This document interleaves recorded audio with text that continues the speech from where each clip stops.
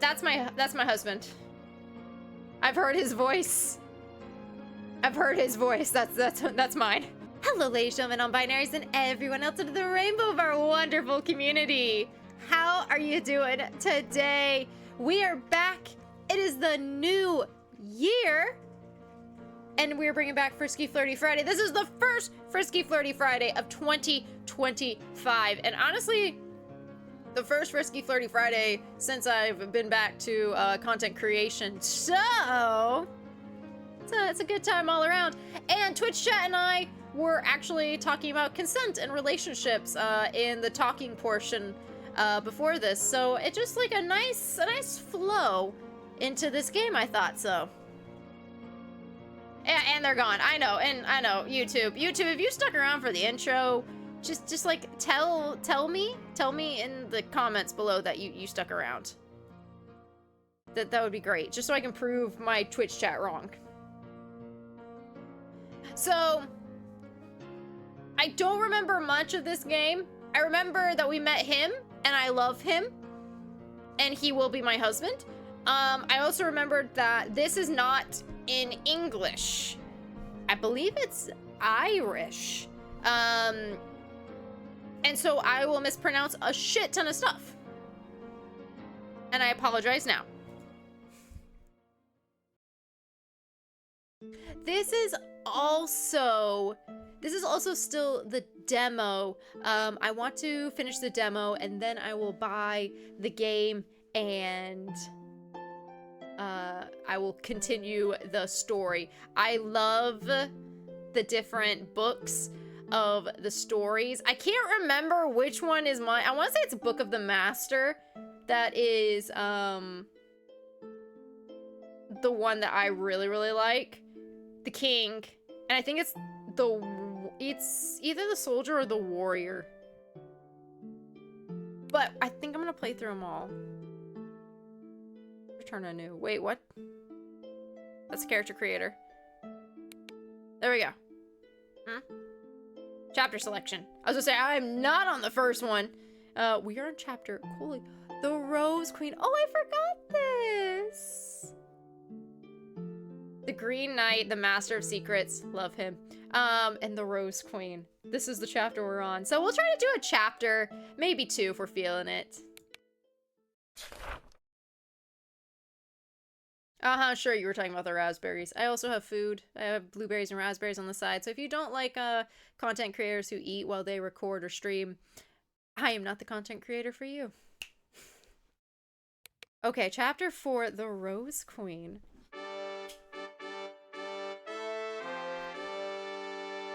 Oh, that's right, you can move and look around a little! Before the sneering courtier can fumble in a final retort, a chorus of trumpets erupts through the throne room, ceasing all the chatter around us entirely. I spin around, following the collective gaze of the court until it settles on the back door, where an ostentatiously, I can English, I can do it, ostentatiously clad footman stands at attention. Presenting her illustrious royal majesty. As regal as the swan, a flower among women, beautiful and benevolent, a paragon of grace and ahem, before the ever dawn dims, if you will. Yep, there we go. Okay. The good news about this game is that we can click things and it'll give me the pronunciation. Radiant. Oh, ha ha ha. Aoife Elevon. Aoife Elevon. Aoife Elevon, Queen of the... Tuatha Danann. Tuatha Danann, and Sovereign of the Sealy Court. The door practically bursts open from behind the footman, who scurries off to the side before he can be trampled by the ensuing procession. The scene is a spectacle to behold. Hordes of finely dressed folk all flutter around a lace-shrouded litter, and everyone else in its immediate path is either forced to disperse or join in the revelry. Some of the entourage play music, sing, or toss dried flowers out in front of it like rice at a wedding. Most, though, are crowding in and around the litter itself, all speaking up to the woman inside, their voices converging in an incomprehensible cacophony. Cacophony? Oh god, I'm in trouble. I unthinkingly make a step towards the scene, feeling almost compelled to get a better look. But no matter how I strain my neck, I can barely see past all the other people in the litter's wake. Suddenly, I feel a hand on my shoulder. My husband? I wouldn't do that if I were you. The Queen's entrance is stopped for none.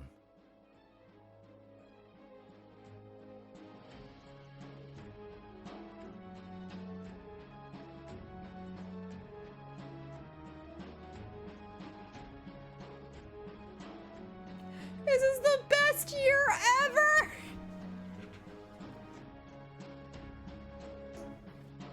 Oh, my clip thing's not working. Shit!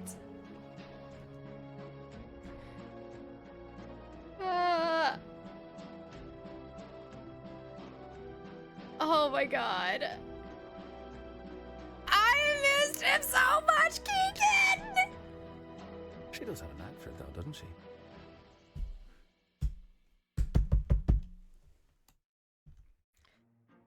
Right. Yes.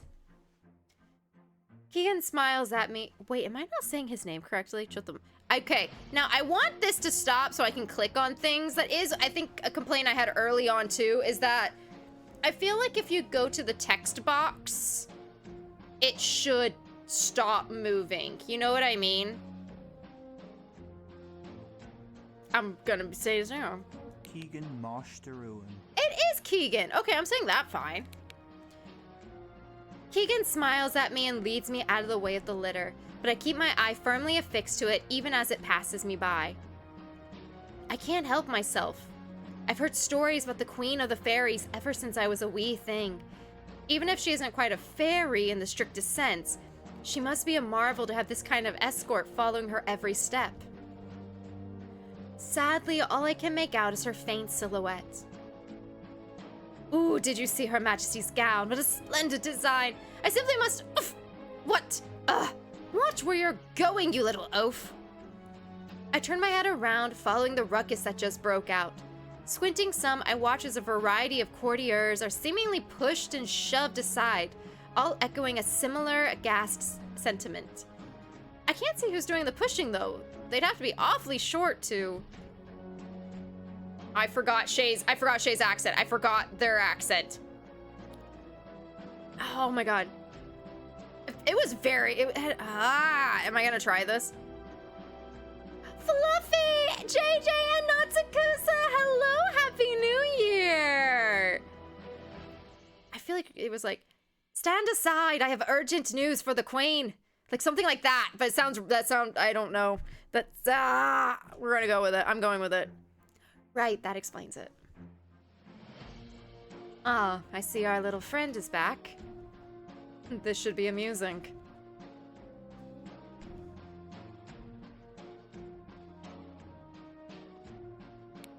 I'm gonna be mean! I'm gonna be mean! I chuckle a bit. Riley? I hate that word. I've never been able to use that word correctly.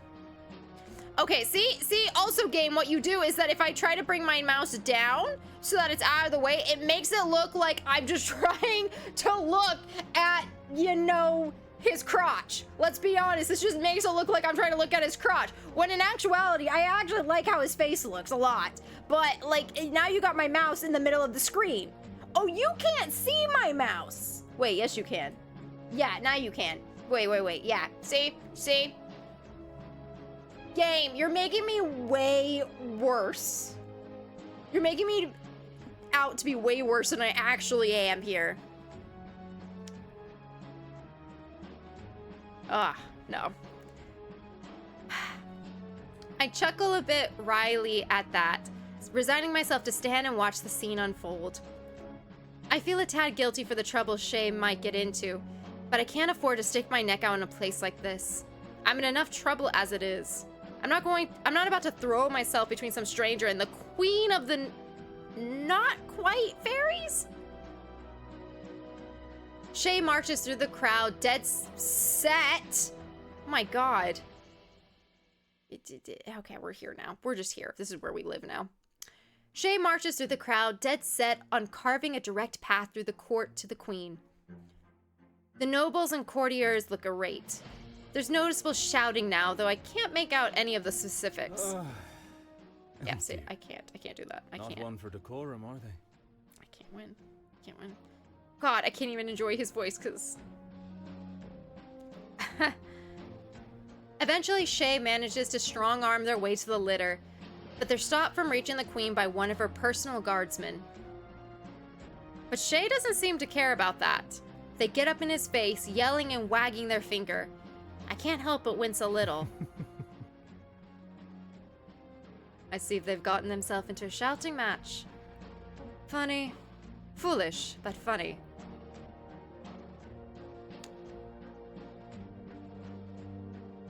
There, okay, let's be honest. Shay is a little bit reckless. It is a bit reckless. Upsetting all these important types and all.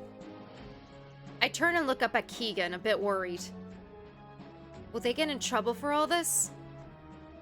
Depends. On what? If the queen is pleased to see you. With that, Keegan takes a sidelong glance back towards the litter. Apprehensively, I follow his lead and see that Shay is glowering right at us. Feeling a slight chill down my spine, I wave. Shay, seemingly confused for a short moment, waves back. And as we both wave for our own embarrassing reasons, I suddenly feel the eyes of the court shift from Shay onto me. Before I know it, the procession and all of its pageantry has come to an abrupt halt in the middle of the room. I fold my arms and frantically look between Keegan and Shay, unsure of what to say or do with all this newfound attention on me. But neither one of them seem like they're going to do much of anything. Given Shay is understandably a bit mad at me, and Keegan, well, he just seems like he'd rather watch me squirm.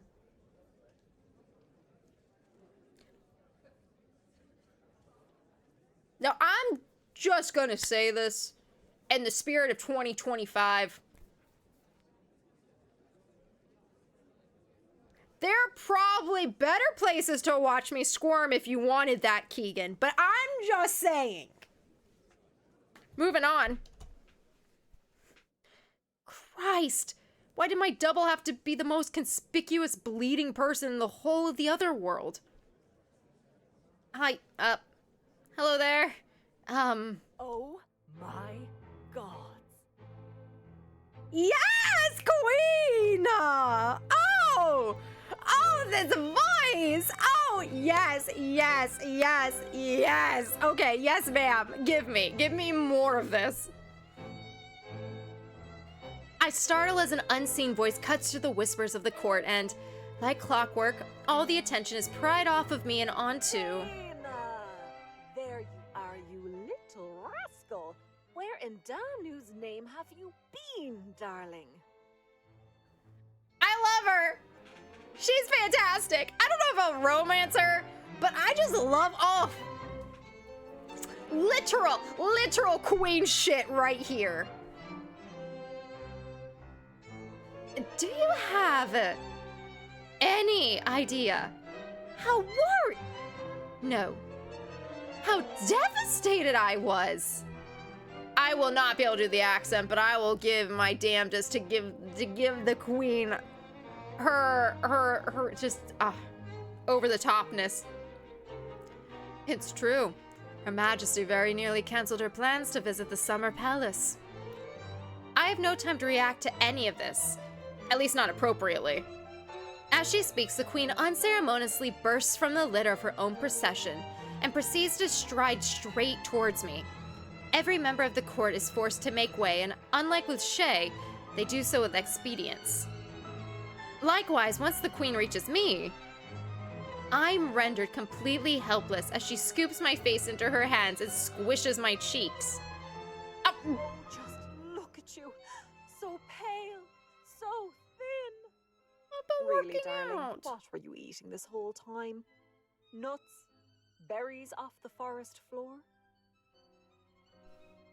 I'm not a very good cook, okay? Say no more.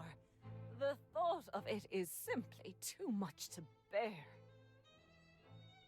The queen suddenly wrenches me free, and I find myself stumbling backwards, in part due to the surprising amount of force behind the act, but also mostly out of the flustered embarrassment. I think my whole face must be as rosy as her hair. Maybe Keegan wasn't lying before about the queen being distressed. Keegan, I ought to kiss you, or at the very least reward you for what you've done here today. Though I suppose I should hardly be surprised that our Master of Secrets would be the one to bring our dear, sweet darling I was so good, I was doing so good. Daoine home. Part and parcel to the territory, no? As the queen says this, I notice Shay running up behind her, their mouth agape. Though strangely, despite how urgently they try to alert the queen of my presence, they do not interject against the queen's assertion. Fuck it. Fuck it, even though it's my husband. Okay, I'm gonna stand up for Shay once. Too true, my queen, though. Actually, it was Shay who found me. We ran into Keegan along the way.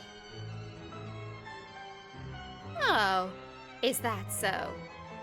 Yes, though they weren't quite the stay when I crossed their paths. I thought it best not to parade the court druid through the throne room in rags. Quite. Well, you have my gratitude for your services, Sweet Pea. I shall inform your superior to ensure that you are appropriately rewarded. You may return to your post. Oh, thank you, Your Majesty. But... Darling? But? Was there something else? Yes, Mum. Permission to escort the court druid back to their premises. And if I may be so bold... May? That's a first. I think under present circumstances, someone ought to stand guard. At least for now, while it's still unsafe. I feel a chill run down my spine. Stand guard? How will I hope to get home then? After all, the Unseelie. That's right, there's like a group of them and the Unseelie. Right? No. What? No, that will not be necessary. Return to your post.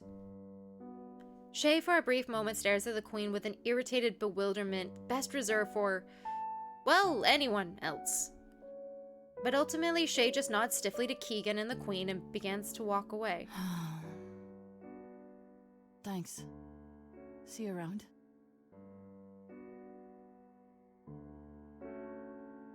To the people who are going to love Shay, I hope you take very good care of them. Well, how very exciting. Your Majesty. Now, Your Majesty, if you wouldn't mind, I have some important matters to bring to your attention. Developments in your absence, shall we say. Yes, of course. But later. Poor Daoine looks exhausted. I simply must see them to their cottage first. Naturally. By all means then, shall we be off? We? Oh, really now, Keegan? He can come. It's fine. He can come, right? Keegan's allowed in our cottage, right? Right? I consent to this. I'm just saying, I consent. I can't say I'm surprised you'd set your sights on this one, but am I not entitled to a little time alone with them too? What I'm hearing is he's into me. When? God damn it. Phrasing. I'm aware. I'm very much aware now. For a brief moment, Keegan appears visibly surprised, but the expression's gone as quickly as it came. I can't say I quite catch your meaning. Fuck, I love his voice so much. God damn it. I am but your humble servant. Ivy? Aoife Elavan. Aoife. Fuck, Aoife. I'm but your humble servant, Aoife. Perhaps I merely wish to bask in your presence, engage in an intelligent conversation. No doubt, but there's no need to flatter me, Keegs. It is perfectly natural in my eye for you to be intrigued by our Daoine here. I imagine their disappearance was more than a little vexing to the Master of Secrets. If you insist. Keegan's eyes linger on me for a moment, before he turns back to the Queen and smiles. Ah. Well then, you know where to find me, so I shall take my leave. Keegan bows politely to us both, but before he goes, he catches my hand, places a kiss on my fingers! That shit. Fuck! I don't care. I don't care if he's not the romance.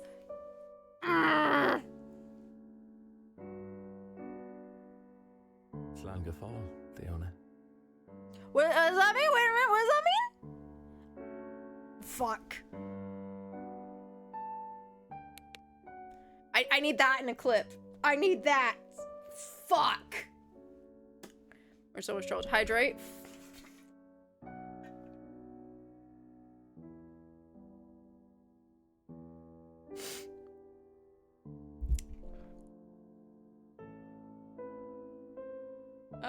You better ask whether he does want to come with you. To the cottage, of course, right? I just realized I sound like Glinda from Wicked saying that they were popular. Right! Oh, I love this for all of us. Incorrigible, that one. With that, the Queen spins around and claps her hands together. The court will adjourn for today in light of newfound developments. As you were, gentrymen. There are a few grumblings from within the court, but with the Queen's dismissal, most begin to filter out of the throne room, leaving me alone with her. I swallow. Now, I don't feel like she's gonna be nice. Now that we're alone, I feel like she's gonna be really mean. Shall we be off? The Queen looks at me expectantly. Me too, Corp! My hand wasn't on the mouse. God damn it. Oh my god. I stare at the Queen a bit stupidly for a moment, unsure of what I ought to do, or say, or go. I barely even know where I am, and the Queen, well, frankly, she's been acting like an absolute nutter. One minute she's practically sobbing over me, and then the next, ahem. Yes, I panic. And in panicking, I waltz right up to the Queen and extend my arm out to her, all genteel-like, but worse, with more jittering. Where to, ma'am?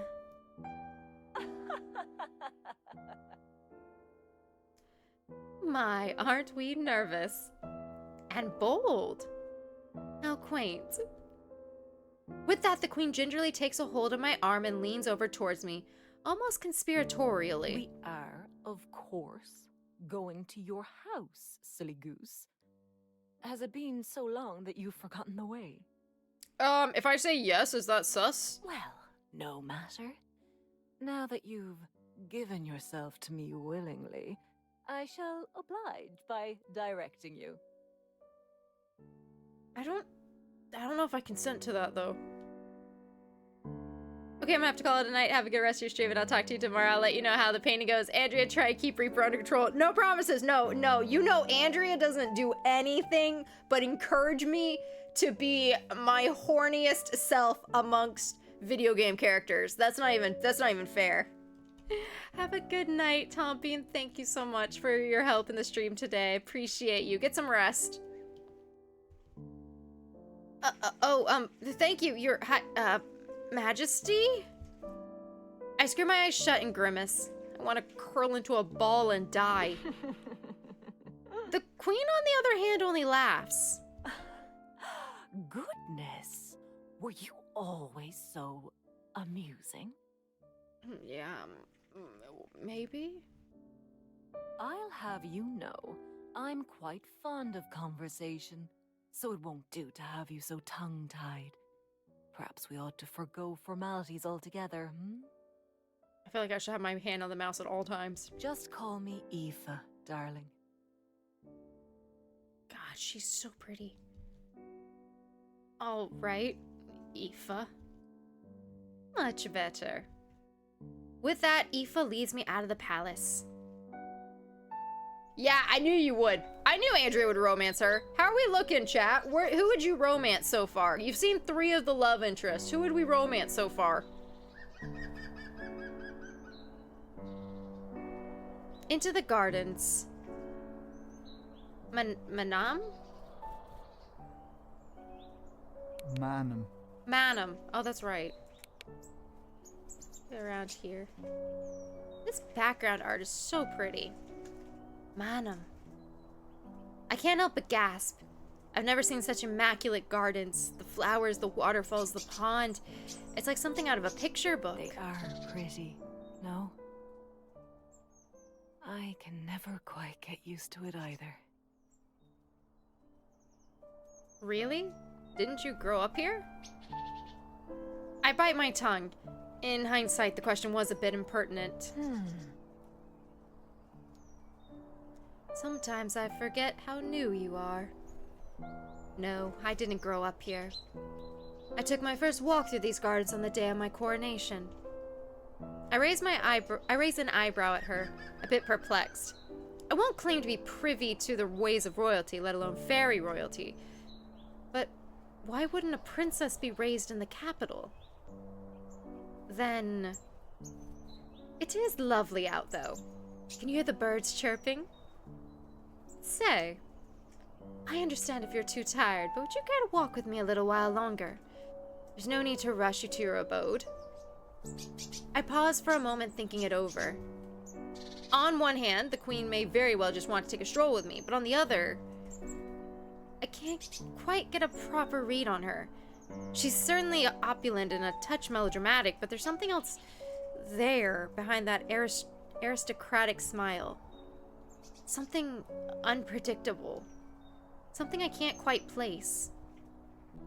I don't know if I can trust it. And while I'm still play acting as Daoine, it may be best to keep a low profile and avoid being alone with these people as much as possible. Then again, who am I to refuse the queen? She's giving me a choice, but is it one really? Nah, we're gonna take the walk. I want more time with her. I rub my chin for a moment, then sigh. Well, I suppose I wouldn't mind taking the long way around. Darling! Wonderful. With a smile, is it Aoife, right? Aoife proceeds to pull me down a winding garden path lined by great big bushes of flowers and wispy willow trees. A gentle wind stirs up all the smells into the air, and as we pass the pond, I feel a cool mist against my skin. I feel remiss only calling it beautiful, but I'm no poet. Beautiful will have to suffice. Though, if I'm honest, I can't help but feel like there's something unnatural about it, too. All the flowers seem so fresh, as though they all just bloomed today and would stay that way forever. It's nothing like the flowers in Ireland. Such fragile, imperfect things, and so quickly gone. What are you thinking? I jump a little, jostled out of my thoughts by Aoife's question. As I go to meet her eye, I'm surprised by the way she's looking at me. It's almost sad?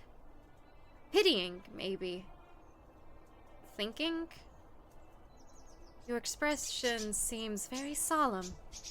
Feeling homesick? I swallow, feeling a little color leave my cheeks. Daoine.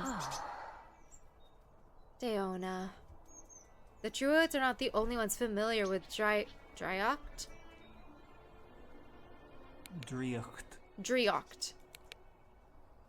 With Driocht, you know. I squint, a little confused. I'm not sure I understand.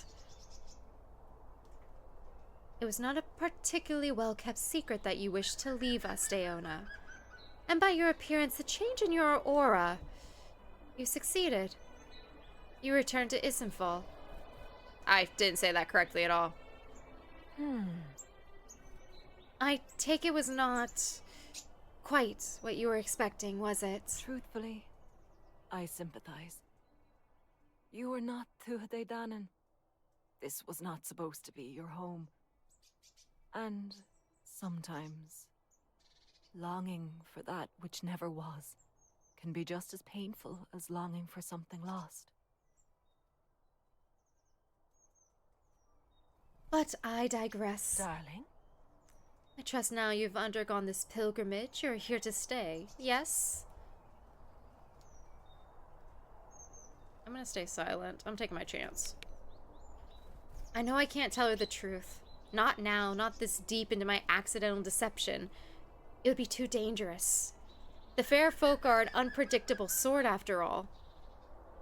But I can't bring myself to lie either and find myself avoiding her eye.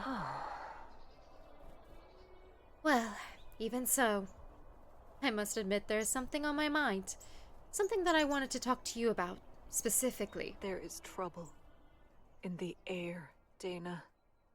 More trouble than I'd care to entertain. I raise an eyebrow. How do you mean? This was before your time, but I imagine the Druids familiarized you with the War of the Courts well enough. It ended only 50 years ago. Half a lifetime to a human, I suppose, but to us... Frankly, by the way some talk of it, the war never really ended. It only... paused. In any case, I don't expect you've yet heard the news, have you? I find myself fidgeting anxiously, even though I have no possible idea what she's on about. I guess not. Get a little comfy in my chair again. Just as well. Aoife pauses for a long moment.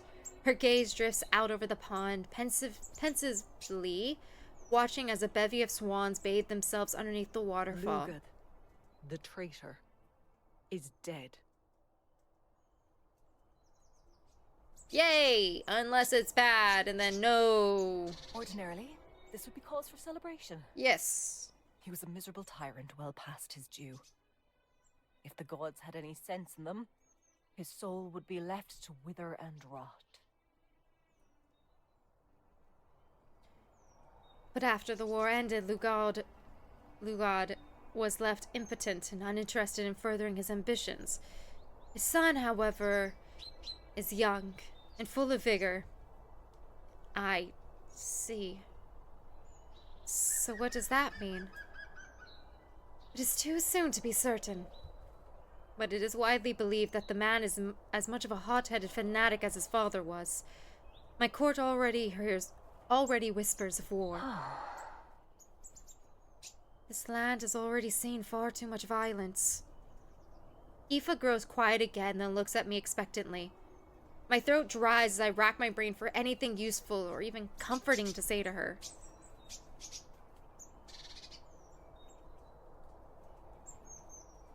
Are you sure about his son? What do the Unseelie want? Well, what... Yeah! That's rough, buddy! God damn it, Andrea! Well, what do the Unseelie want? Maybe there could be, a peaceful solution?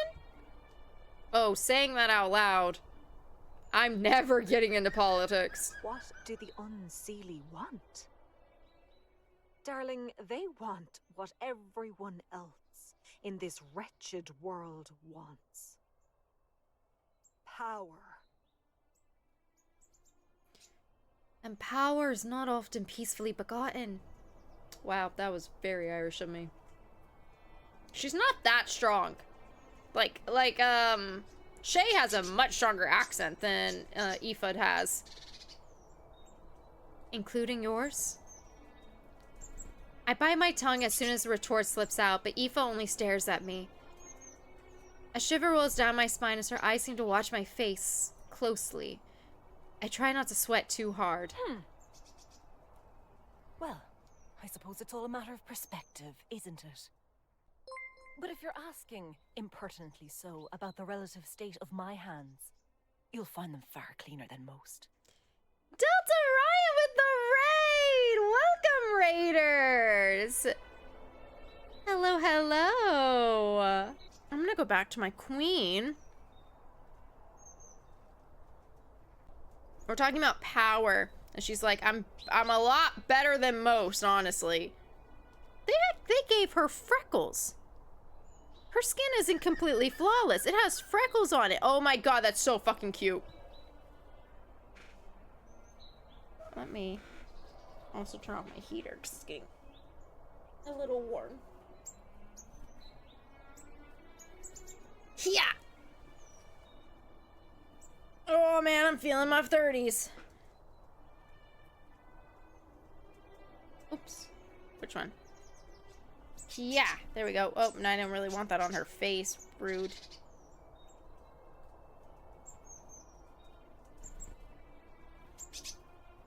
But yeah, I'm a Sydney-based streamer. Play some variety games. Just platinum to Dragon Ball game. Now playing some Sonic, Fortnite, Helldivers. Love Helldivers. Lovely to meet you. Apologize if I fall asleep. Absolutely not. Do not apologize for falling asleep. Streaming takes a lot out of people, so you do what you gotta do. Take care of yourself. Sit back, relax. Honestly, that's what Frisky Flirty Friday is all about, is people sitting back and relaxing as I just read and badly voice act Irish accents, apparently. Never forget that the Unseelie throne, such as it is, was won at the cost of blood-laden streets in every city, town, and village across Murias and Gorias. Any who dared to defy Lugad's brutish warlording was put to the sword. I'm sorry, Your Majesty. I didn't mean... Aoife holds up her hand, silencing me. No. No. You're fine. I am no lover of psychophancy, and do not wish to curtail your tongue. In fact... In the coming days, I may need your assistance. For the sake of the realm. What? You sound so surprised. The druids have always been invaluable consultants to the kings and queens of the Daoine, you know, even in matters of war. But I'm just a human. Yes, well, I believe that's a good thing in this case. You have no stake in this fight. Your eyes are new, your perspective clear. I need someone around me who isn't impeded by ulterior motives. I feel my heart thudding in my ears. I'm not sure what to say. Well, honesty is a becoming trait, and not one often shared among my court. She's higher pitched. I keep putting her at Shay's level. She's actually higher pitched, and that should help me lighten her sound. If you can compromise me your thoughts, if you can promise me your honest thoughts, I'll expect no more of you. A twinge of guilt turns the inside of my stomach as I look over at the queen, who seems a good deal more honest herself than she had been before in the palace. It almost makes me wish I could stay and help, but I'm not Daoine. I have no business being here and my own duties to care for. Still, I can't quite bring myself to disappoint her. I'll do my best, Miss Aoife. Really, you are too cute. Just Aoife, darling. All these misses and ma'ams make me feel old. I'm only 299, you know. That was very Irish. I have a friend who's Irish, and he's gonna make so much fucking fun of me. Don't do it, man. You know who you are. Don't make fun of me. It takes a considerable amount of effort not to let my mouth fall open. Well, I think I've held your ear long enough now. Oh, I dare say this was rather enjoyable. We ought to do it again, no? That would be nice, ma'am. Oh, is that cheek I hear? Oh, I'll be sure to remember that. And I'll have you know, I can be quite mean when I want to be. Mean? Oh, she's biting her lip. That's not... No, no, she doesn't mean mean like that. She means mean like... I think a mean we all wouldn't mind sometimes, honestly. Quite. I'm not certain what she means by that. I do. I do. I do. But I have a feeling that pressing the point would put me in a precarious spot, so I don't. Well, another time. For now, let's get you home. Ooh. Let's just do one more cheeky little chapter. Let's just do one more cheeky little chapter. The human. Oh, ooh. How many chapters are there?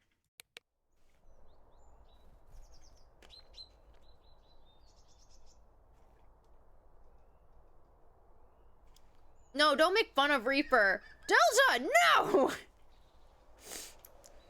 With a tentative silence now between us, Queen Aoife guides me through the gardens to a gate in the palace walls. At a glance, it seems to lead back into the forest. Strange. I wonder why Daoine's residence would be outside the palace grounds if they're in the employ of the queen. Do you have your key with you, darling? Oh. In a brief attempt to save face, I pat myself down as though I were searching for something I would usually have on me. No, sorry. I must have misplaced it. Oh dear. Well, we shall have to remedy that. That was southern. That was my southern coming through. Nope. That was not Irish at all. That ain't Irish at all. That was southern, and I know it. Because that was me. Man, I need to see other people doing this game. Because I need to know how they sound. Because I swear they're going to sound immaculate. And I'm going to be annoyed at myself. Ma'am, I know.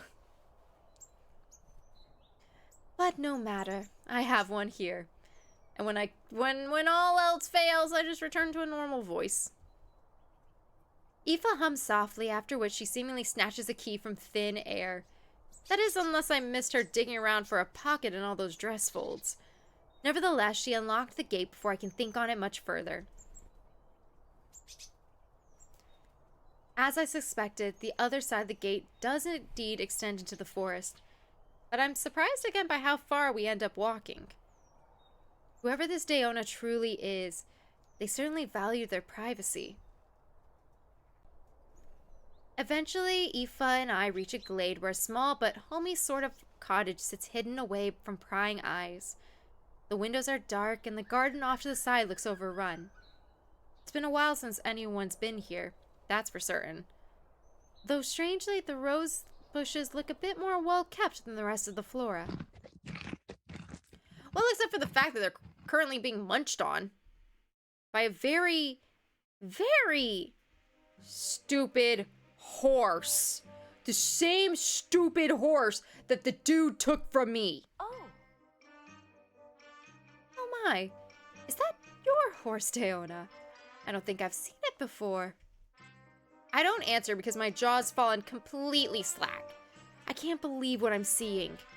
But how? Why? Darby, what are you? Ah, don't eat those. I see that damn fool of a horse's ears stiffly flip backwards, but otherwise she doesn't acknowledge me at all. I suppose that does answer my question. Flushing, I turn back to the queen, rigid and alert. Oh, yes. But we were separated. Interesting. Well, never mind. I suppose now this is where we part ways.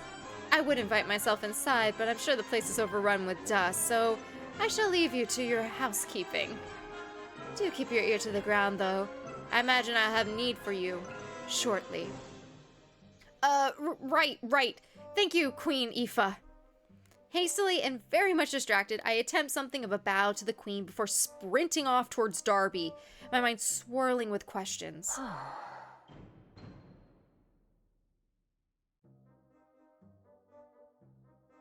Wait, she knows our name!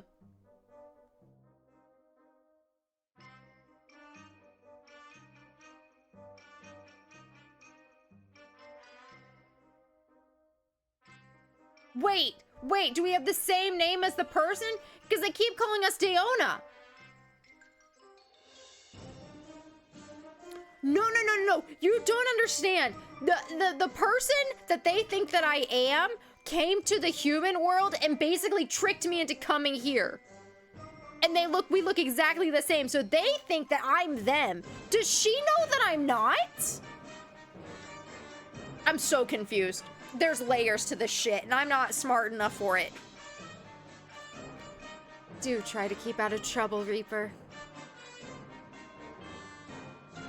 For a moment, I glance back over my shoulder, certain I heard Aoife say something else, but she's already turning out of the glade by the time I do. I shake my head and press on after Darby, who, despite my hollering, keeps chewing on those rose bushes without a care in the world. Bad horse, stop that! You're going to get stuck here if you eat those. The mare raises her head and stares at me mid-chomp. Darby, I'm warning you, She swallows.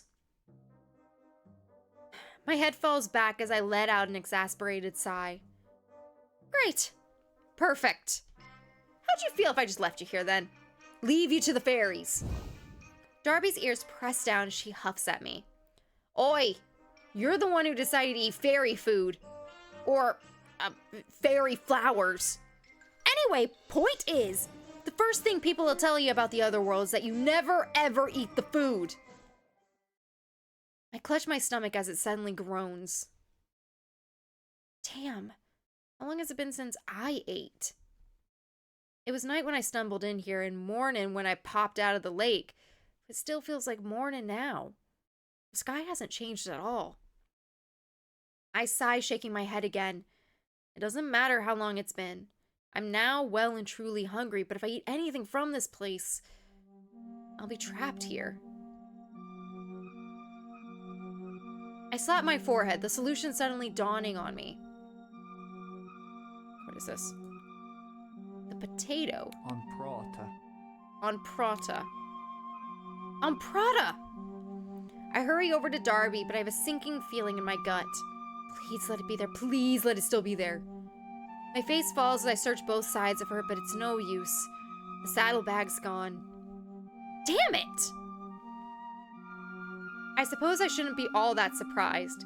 It's already a small miracle that I managed to find my horse again, but with all that's gone on, I'd almost forgotten what led me here to begin with. Anything of value my family had in the world was in that saddlebag. Even if I get Darby and I out of here now, how am I going to be able to face my family? I fold my arms in close, suddenly feeling very, very helpless. Drawn out of my thoughts, I look over at Darby, who I thought just made a sound. But she's still just eating the flowers, not paying me any mind at all. Da? I feel a slight chill run through me as another strange sound comes out of nowhere. Hurriedly, I turn around.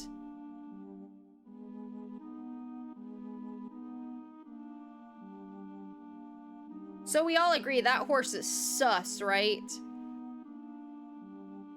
And come face to face with another horse. The purple-maned beast is far larger than any horse I've ever seen, and it stares at me with such an intensity that I reflexively take a few steps back. Stranger still, though. Oh. Nah? Is that it can talk. A bead of sweat rolls down my forehead as I freeze, holding the creature's eye. Hello? Its gaze lingers on me a little while longer. Until abruptly the horse reels back and whinnies. Bewildered, I stand and watch as it turns and gallops off into the Sealy woods with the saddlebag. With my saddlebag on its back? Hey! Get back here with that! I move without thinking, not willing to let this chance slip through my fingers. I have no idea why this other horse would have my saddlebag, but I can think about it later. I bolt over to Darby and swing into her saddle. Surprised, she immediately tries to throw me off my balance, but I hold firm with my knees and pull in her reins. Oh, not this time you don't. She acquiesces to my control and kicks off into a gallop at my command. Tearing off into the woods behind me, the horse thief. Of course, the other horse is a good deal faster than Darby and I, so I can only see the tail end of it through all the woods. Still, I figure the damn thing has to come to a stop eventually, and when it does... Wait, where'd it go? I reel in the reins, forcing Darby to come to a rather abrupt halt, of which she's none too pleased about. I ignore her grumpy whines of protest, though, as we have a more pressing concern now. Namely, not only has the horse we were chasing just up and vanished, but it's left some kind of white, shapeless void behind it. I stare utterly perplexed as the void ebbs and flows. Looking down at the ground, I also notice a set of hooves leading into it. Initially, I hesitate. I have no idea what that thing is or why the other horse would have run through it, assuming that it intended to do that to begin with. Before I can really weigh my options, though, I see it begin to fade. Now left with a split-second decision, one that could cost me that saddlebag forever, Oh, for Pete's sake. I spur Darby into the void. I thought I would have to choose. Oh. That's it?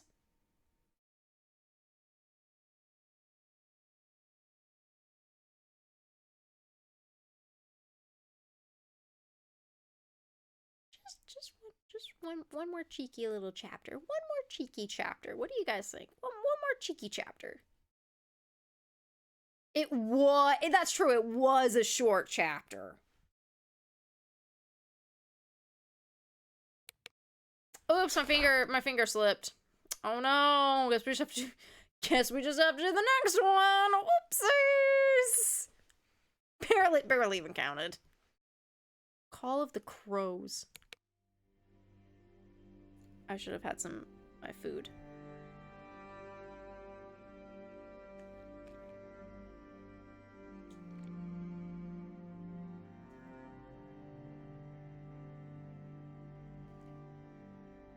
I feel a tugging at my navel, like some force is violently dragging me forward, and a crisp wind hits my face.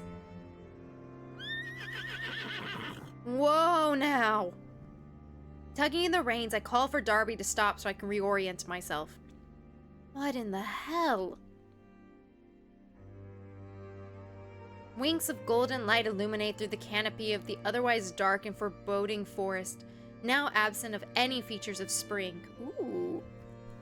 Nothing green remains. All the trees are painted in the cool autumn hues, and the leaves fall with such frequency that I'm surprised any above remain. Impossibly large mushrooms replace the vibrant flowers and overgrowth of the Sealy forest, and the eerie silence is only occasionally interrupted by a gust of wind.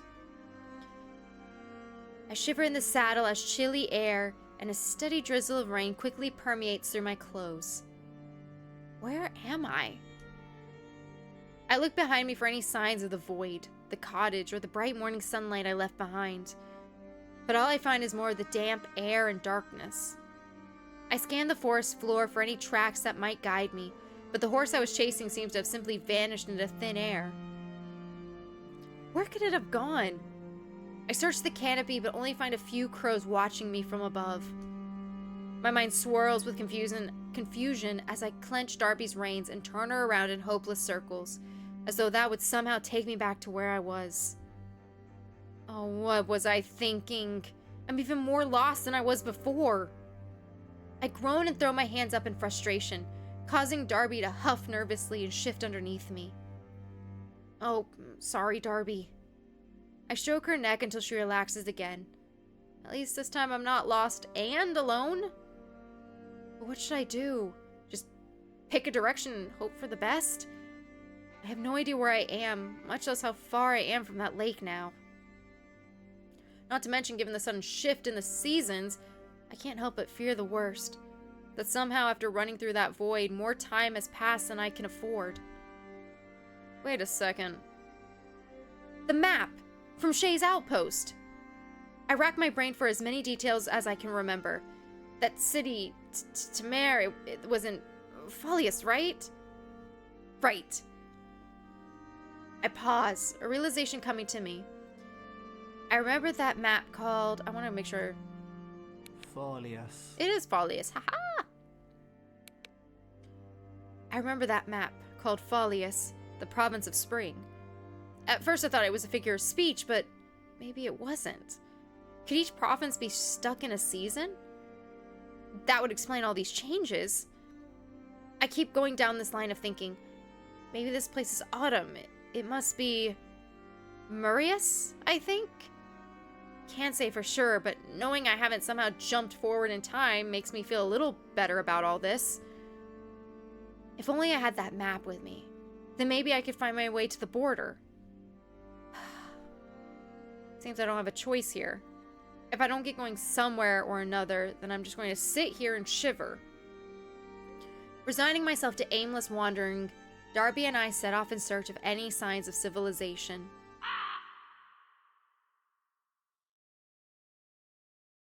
As we approach a dirt road deeper into the forest, more crows begin to fly in and perch in the canopy. The more the merrier, I suppose. But in the silence of the forest, the growing audience in the canopy is a little creepy. It really does feel like I'm being watched, and the increasing darkness of my surroundings doesn't help much either.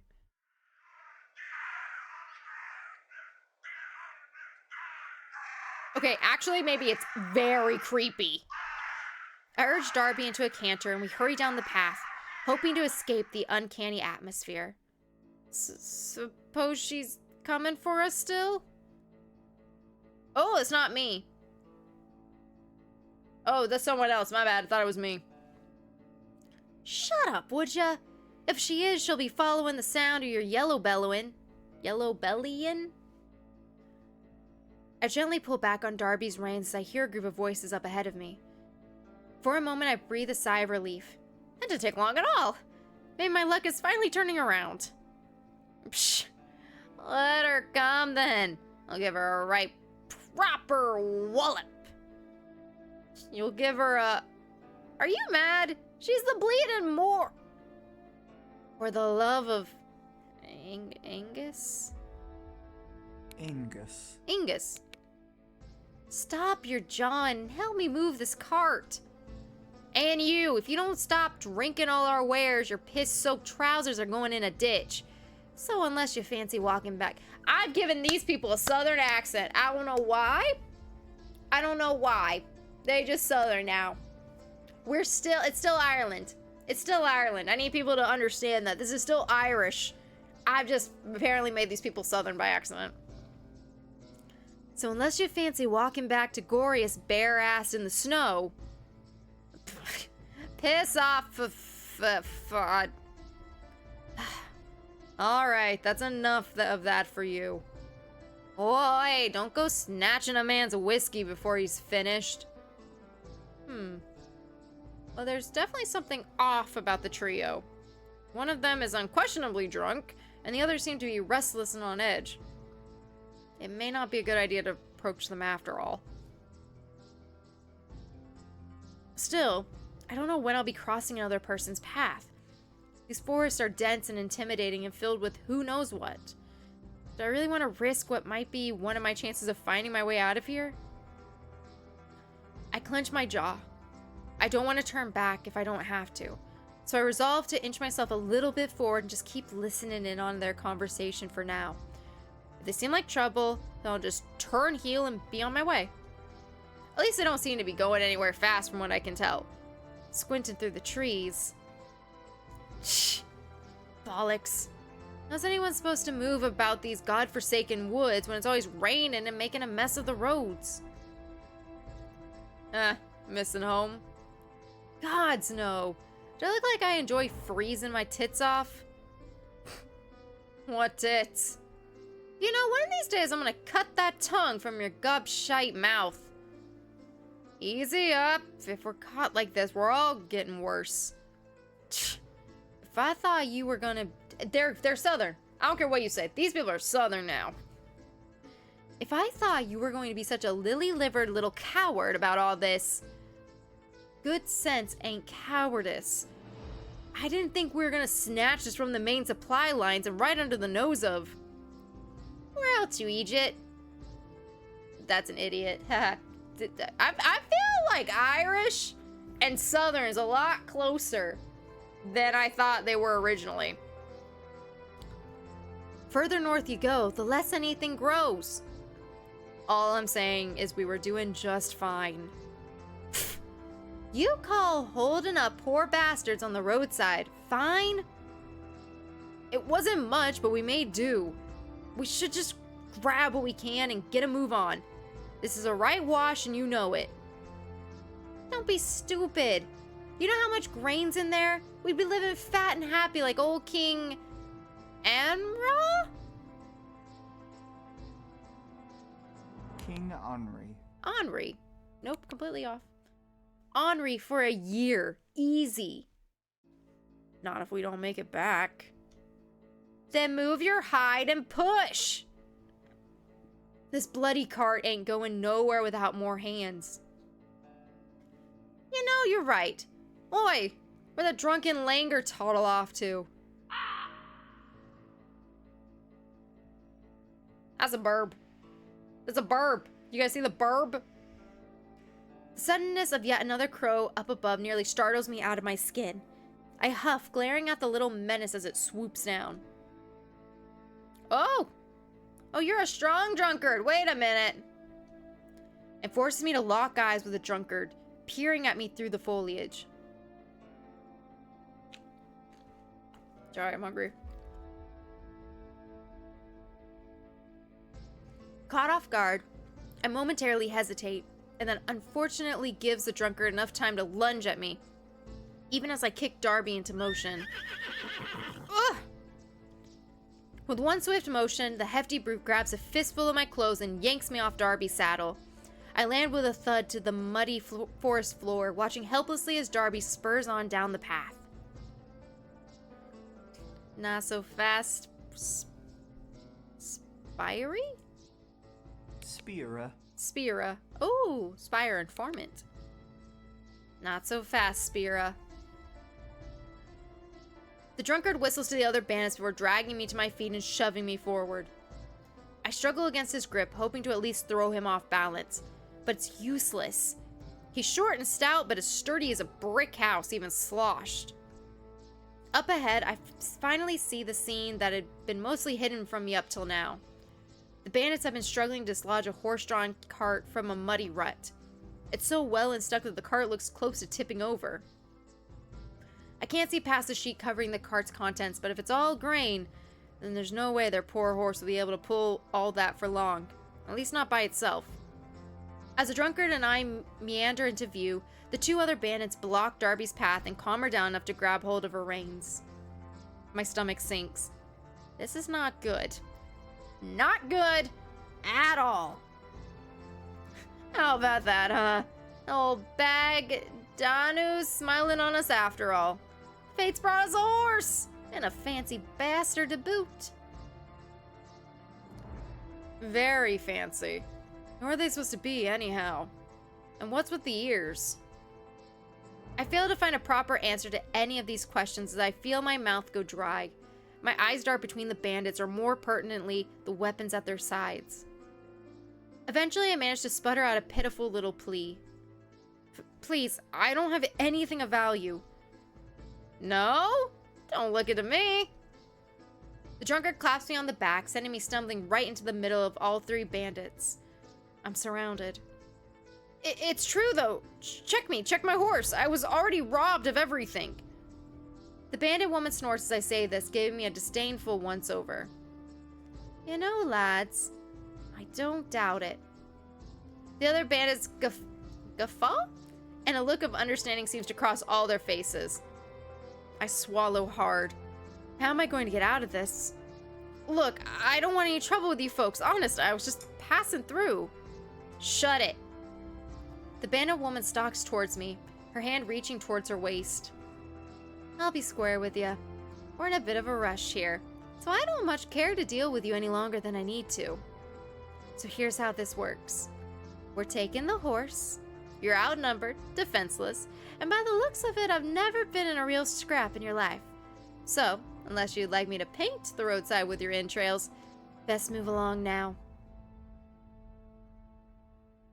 I can't let them take Darby. I'm not losing the old girl again.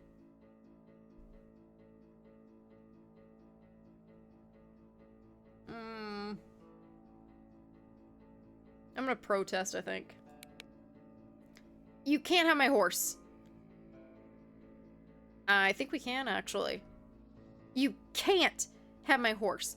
We'll help you folks dislodge your cart, but Darby's not going with you. I need her. But besides, she's a stubborn piece of work, so you'll not be wanting her anyway. The bandit woman leers at me impatiently. You're funny. With a flat smile, she unsheathes a huge and unseemingly dagger. Entrails it is, then. I find myself completely frozen. Is this it? Is this how I meet my end? I suck in a breath through my teeth, awaiting the inevitable with my eyes squinted shut. It's my other wife! Oh my god. Oh my god. Oh, my wife has just saved my life. Yes! There is a god, and he's merciful, and he's saying 2025 is my year, is what I'm getting from this. My eyes flash open again. Out of nowhere, a mysterious woman stands between me and my assailer. Her bronze sword glints in the evening light as she raises it to parry the bandit woman's dagger, before kicking her square in the chest and knocking her onto the ground breathless. Without sparing me a glance, the warrior woman lunges towards the other bandits.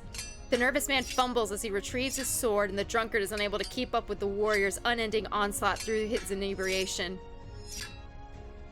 All I can do is watch my savior with awe as she dodges one man's sloppy swing before swiftly taking him down and then blocking the other's sword just as it comes at her. She effortlessly defends against both men, though I suppose one being drunk doesn't hurt. A movement on my periphery catches my attention in time to see the bandit woman has crawled back to her feet, her dagger once again in hand. The warrior is engaged with a second man still and will never see her in time. God! I keep taking my hand off my thing. I look around me in a panic. There's gotta be something around here that'll make do for a weapon. Finally, I spot a huge branch on the forest floor. I suppose now's as good a time as any to see if these things will do much against a person. The woman has her dagger raised high, ready to strike at the warrior from behind, when my makeshift club connects with the side of her head. She crumples to the ground noiselessly. I stare at the branch in disbelief before dropping it as though it burns to keep holding on. Is she... Did I? She's a little worse for wear, but alive. I need her voice. I need to hear your voice, ma'am. The woman is sheathing her sword as she approaches me. The other two bandits are both lying unconscious behind her. I love it already. I love it already. Thank you for having my back just then. Very resourceful. Are you okay? They didn't injure you. I'm sorry I didn't get here faster. Thank you. I'm fine, mostly. Just a little shaken up. I've never been in a real fight before. Then I apologize for dragging you into one. By the way, I'm Maithe, commander of the Unseelie Sentinels. I've been trailing these bandits for a while now, after they stole some supplies being sent out of province. It's the voices. It's the Your Honor, I found them. Your Honor, I have found my husband and my wife. need her name one more time. Maeve Tridgeoor. Maeve. It is Maeve. She who rules. I love that. Ma'am! Ma'am! She gestures over to the covered cart. Pleasure, Maeve. I'm the Sealy Court Druid. Mouth agape, I stare at her for a moment. Some small part of me had hoped that I might be able to escape this continuous identity crisis, but no such luck. As a Milesian? Milesian. Milesian. As a Milesian, you're pretty conspicuous if you know what to look for. Not to mention the outfit gives you away. Not every day a member of the Sealy Court gets caught crossing the side of the border. Yeah. 10 out of 10. Gets caught? I don't much like the sound of that. So, Druid, want to tell me what you're doing here? I shuffle a bit nervously, wondering if my answer could land me in trouble. Still, I don't really know enough about what's going on to lie. It's a very long story. For one, I'm not clear where here is. Maeve observes me for a moment, like she's trying to figure out if I'm being honest or not. Wordlessly, she turns to inspect the cart's contents. You're in the forest just outside. Ain't no way I was gonna say that. Cashlan Nanini. That. So you can understand why I can't just let you leave. Our enemy's court druid showing up here, just shy of the capital, is a fairly substantial criminal offense. Trespassing and all that. Criminal? Oh, for fuck. However, since you helped me out here, you can ride alongside me with your horse rather than the back with this lot. Gesturing over to the groaning bandit, she gives me a genial nudge before procuring some rope from somewhere. Once I load them into the cart, we're heading straight to the king. On the way, you can give me the highlights of what you're up to. I'm gonna help her. That's my wife. Get fucked. That's my wife. I'll do whatever she wants me to do. I have to say, so far, Maeve has been nicer and more straightforward with me than anyone, despite the fact I've apparently broken the law just by being here.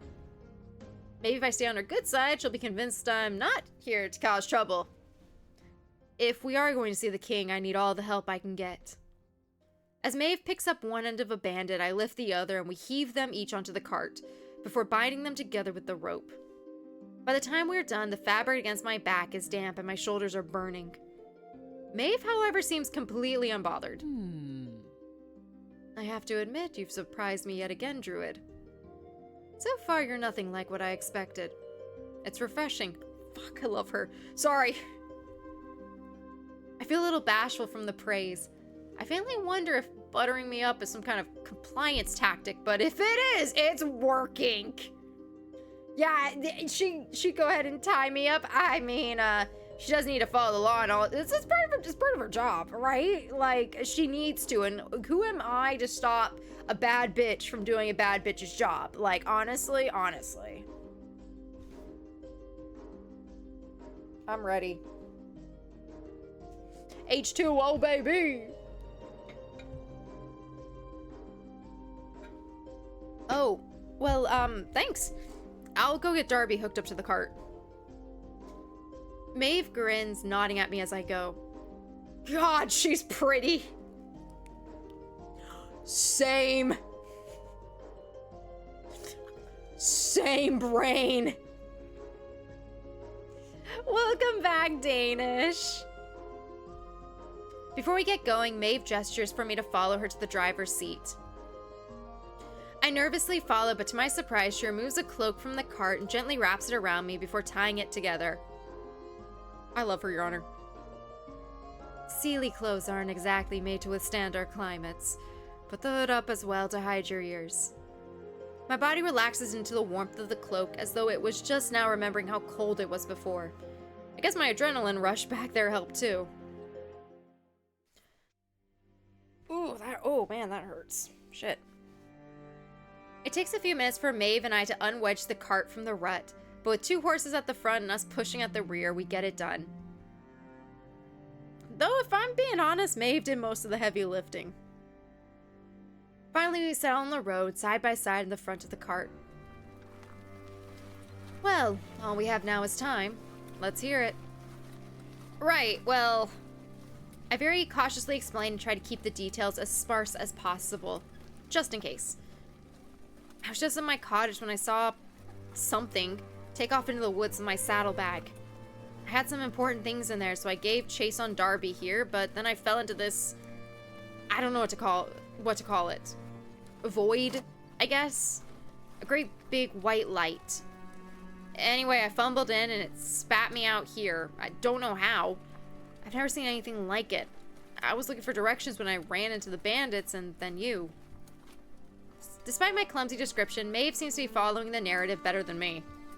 Once I finish, I wait for her verdict. Did you see what the thief looked like? I hesitate.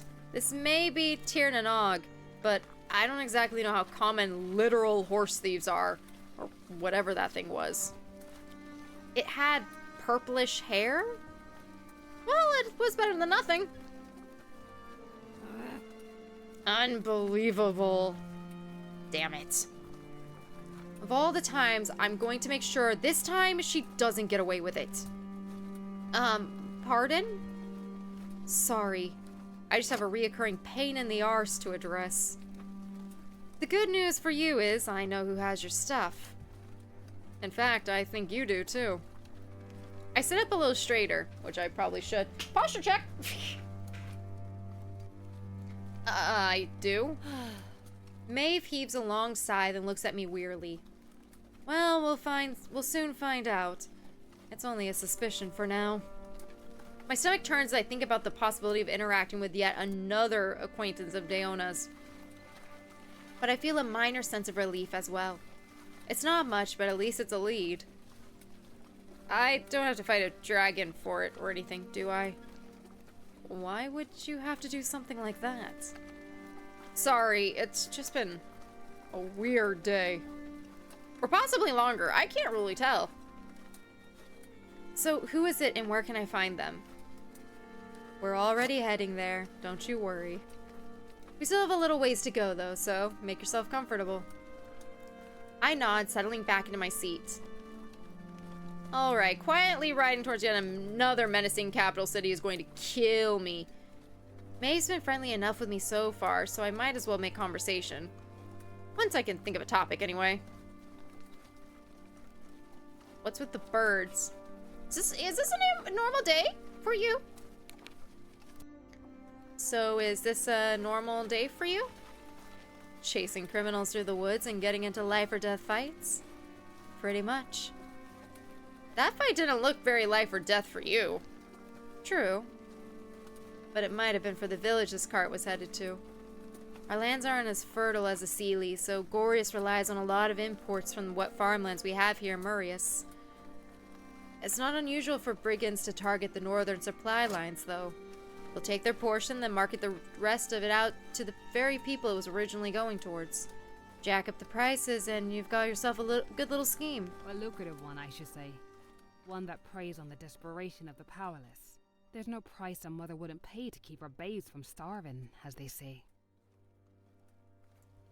Of course, the gangs never really take the mother starving into account. Oh, wait. We're not in a bloody gang, Kali. Ha, it's like Kalik. Kaliak. I have a Star Wars character that like EACH is how it ends. But we just call her Kale. Not a bloody game, Kaliak. So don't you go adding that to whatever finds. Maeve turns her head back slightly to glare at the bandit woman. She holds Maeve's steely expression for far longer than I would have, but eventually breaks. Maeve turns around again. No, you're not. You're petty thieves in the full extent of the word petty, and didn't care one lick who might have starved if you'd gotten away with this. So spare me the indignation. The state of your honor is not a matter of debate. With that, we all fall into an uncomfortable silence and remain that way until we reach the city. A little snacky snack. Yeah, blueberry.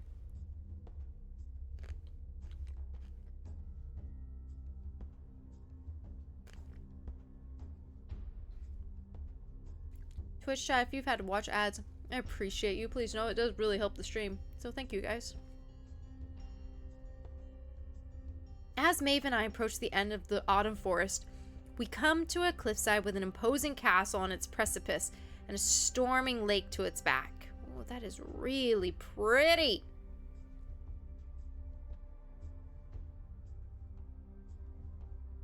Here we are. That's the capital?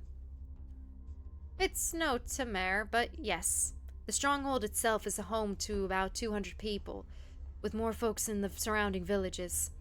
It's not the biggest castle the Unseelie took, but it was the last and the hardest fought. King Lugad felt it was necessary to make this place, the last city before spring, our capital. He was the sort of person who takes symbolic gestures very seriously. Anyway, let's keep going. The castle town is much different than Tamar. The city feels slower, a bit emptier. I don't know what I expected, but it wasn't this. I guess I figured the king would be as ostentatious as Aoife. The buildings haven't been maintained very well either. Some of the shopkeepers are patching up walls rather than attending to their empty counters. In some senses, it reminds me more of home, but that's surprising in its own way. I must be wearing quite the expression because Maeve starts explaining. It doesn't look like much now, but it's a sight better than it was when we first started rebuilding. The war took a great toll on Moirai. Glorious too, of course, but the fighting and the destruction was always more intense in these parts.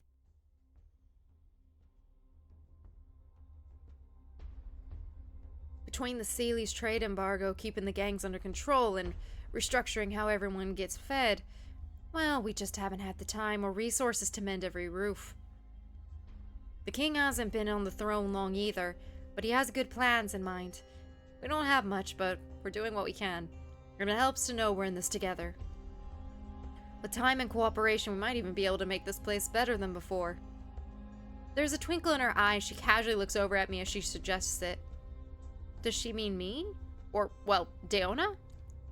Is that why she's being so genial? Am I being recruited? I find myself fidgeting with the cloak Maeve gave me. Is a druid that influential? I can't help but to think back to what Aoife told me. Druids have always been invaluable consultants to the kings and queens of the Tuatha De Danann. But shouldn't that mean that the king has a druid in his court too? If I ask, would that be considered rude? I'm gonna ask. Don't tell him. I'm gonna tell him. Maeve, can I ask a question about the Unseelie court? Of course, as long as it isn't state secrets. She gives me a wink and I feel a little less anxious about asking. Ma'am, I love her. She's so sweet. Does your court have a druid? I just meant I haven't heard. Used to. Not at the moment, though. It's an important position. We need time to assess an appropriate candidate. I can only imagine. That's understandable. I, hope you get one soon. How congenial you are. As we continue on through the city, I notice that most of the townspeople who spot Maeve come up to greet us. Oh, Maeve, won't you come by sometime for a cup of tea? For a cup? I don't know if I just added tea in there or what. Thank you. I'll come by sometime. Maeve, thanks for getting my lyre back. Next song is dedicated to you. If that's true, Cillian, it better not be another one about tavern girls. But like, are you into like women? By chance? Just asking. Starting conversation. Hi, Maeve. I've got something set aside for you now. Maeve pauses at the vendor's call. Her snaps? What do you say? Want to take a little detour with me? Yes. I'm in no rush for another royal confrontation. Not to mention Maeve isn't the worst company I've had so far. Excellent. We lead the cart over to the vendor who called out to us, and he pulls out a small brown bottle that's been sealed with red wax. Not too much trouble getting it. She handles the bottle gently, tucking it into her saddlebag with care before fishing out a few odd-looking coins. They can even be called coins. They look more like rings. These days, what isn't too much trouble? But for you, it was nothing. You're too kind. As we turn to leave, the man catches Maeve's attention once more. By the way, I mentioned to tell you, that old bandit gang, the Nua Fianna? Nua Fianna. Fianna. Is back around causing trouble. But you want to take care of it before the king does. I'll see what I can do. We head back towards the castle, but the atmosphere's changed. Maeve seems distracted by what the vendor said. Maeve? Sorry, I got lost in thought. About the group the vendor mentioned? Who are they? It's a bit complicated. Some folks will tell you they're just another group of bandits. But, well, they don't see themselves that way. And I don't think it's completely fair to say they're just another gang. But maybe that's my bias talking.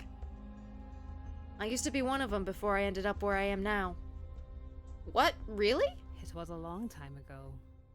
They gave me a home when I had nowhere else to go and saw themselves as vigilantes, bringers of justice. They're not all bad, but not all good either. I left because I realized we weren't fixing anything. Not really. I want to help them. Help themselves, I suppose. But I don't know if I'll be able to reach them, but I want to try. But enough about me. I have supplies and a very companionable druid to deliver. Come now. We should head to the stables and then into the keep. After that, stick by me and let me do most of the talking. Not a problem. If I've learned anything so far, it's to try and avoid attention. Not very good at that, though. Maeve takes me over to the stables where she assures me that Darby will be well taken care of. Trust me, these horses eat better than we do.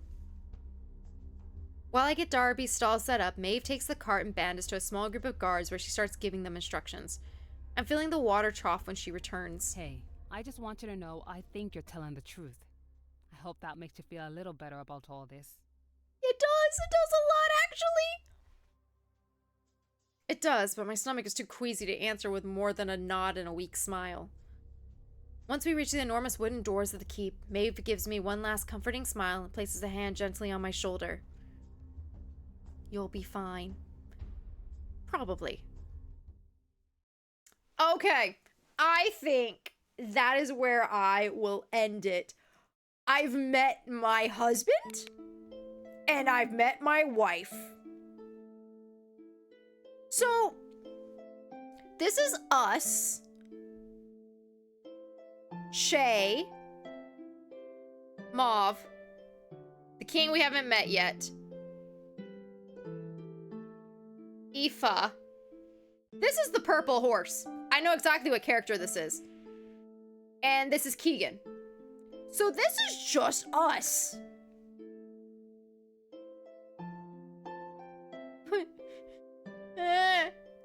I want it. I want it so bad.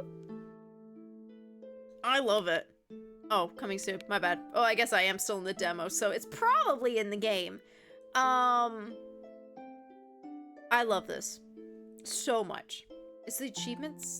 Yeah, in the demo. Okay, sorry. I need to stop.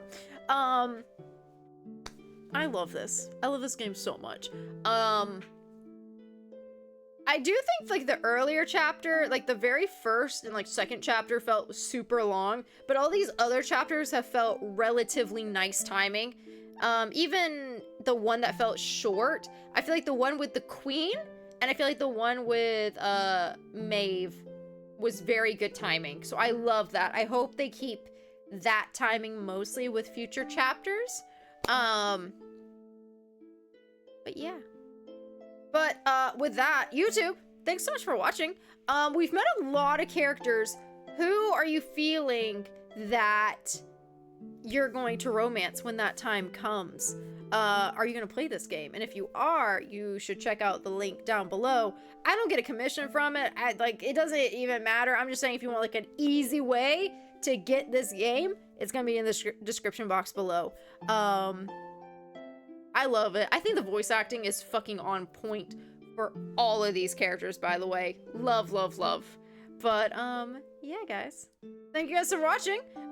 Don't forget, if you like this, to comment, subscribe, like the video. Liking the video, that would be like the coolest thing ever. I need that. That would be nice. Just, it's one button. Do you guys remember when YouTube used to be star rated? You'd have to between 1 and 5 stars, and now it's just a like or a dislike. So please click the like one if you liked it. If you made it this far, you must have liked it a little bit. So I'm just gonna put that out there.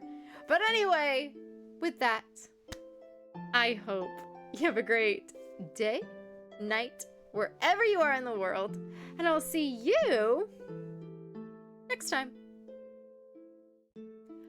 Bye, guys.